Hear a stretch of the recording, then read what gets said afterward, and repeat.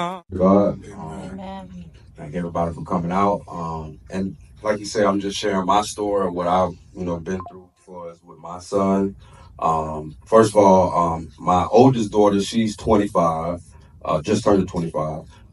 She's graduated from Bethune-Cookman. My other daughter's 23, finna be 23, and she's in the Air Force. My other son, he's 15 years old. I'm actually gonna leave here in a little bit to go to his basketball game at AAU. And this is about my fourth son, Antonio Jr. We was living in Kissimmee, and like he was saying, you should be married. We got married. She was a dental hygienist for the military, so they stationed her in Kissimmee. I moved my business all the way to Kissimmee, and got reset up, all this good stuff here. We was there for about 5 years. It's crazy because actually one of my semi-pro players, 'cause I used to own semi-pro football teams, is actually sitting in the front row. But I had started a couple of semi-pro teams and an arena team there while I was down there just to, keep going and stay active. I was active in my son's life every day. I'm the one who got all the kids, including her kids that was in our house too, which I called them my kids because we was married. But I got to make sure everybody was taken care of, make sure everything was good. Come home one day, I'm there cooking dinner, and I get a text message as she's on her way home saying, hey, I want a divorce.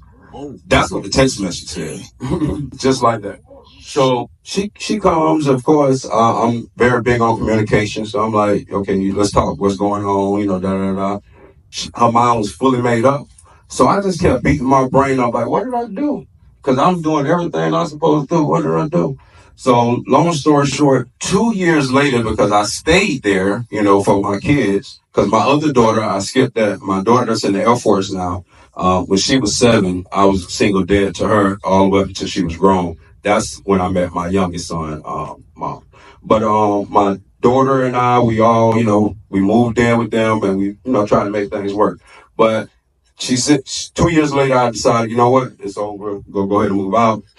So my daughter, she was starting college at Bethune, so I wanted to get, because she does hair too. So I wanted to get her a place to do hair because this was during COVID. This was March 2020. So I wanted to get her out of the dorms from doing hair. So I went and got her a commercial building so she can do hair there. Then we wound up getting us a commercial. Well, me and my brother, we got a commercial building down there where we do cell phones and stuff as well. And I decided, look, I'm going to move to Daytona. I'm going to just go. So I left, moved to Daytona, got a place there, got a business there, all that stuff there. My son wanted to come with me. The day I left, he said, I want to go. I don't want to stay here. So he left with me the day I left, got all his belongings that was there, and he left. I made sure he had communication with his mom, he had a cell phone, made sure he called. I actually videotaped every time he called her, said, hey son, see your mama text, make sure she's okay, this and that. A lot of times she didn't respond, or she didn't answer her phone. And then a couple of days later, she'll wind up calling him. So long story short, was going on 3 years now. This year be 3 years. She called me up and said, hey, I want my son for Thanksgiving. This was in November, to be with his family. Hey, no problem. You can get them anytime you want. It never stopped you from getting them, never stopped you from calling them, seeing them, none of that. So she came and picked them up from the business. And then about 5, 6 hours later, I'm checking his location on his phone, and they're almost in North Carolina.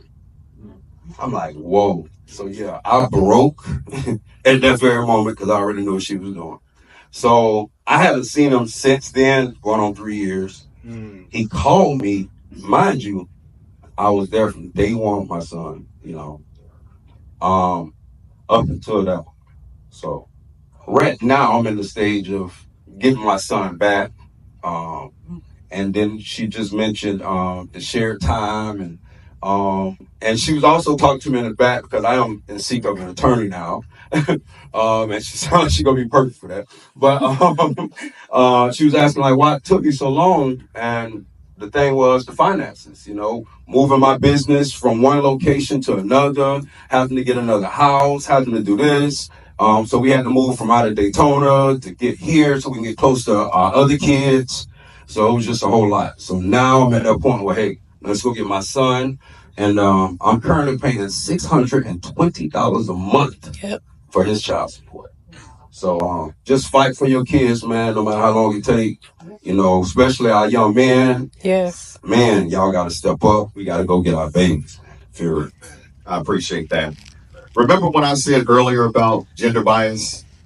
If you notice that there's It's all mental.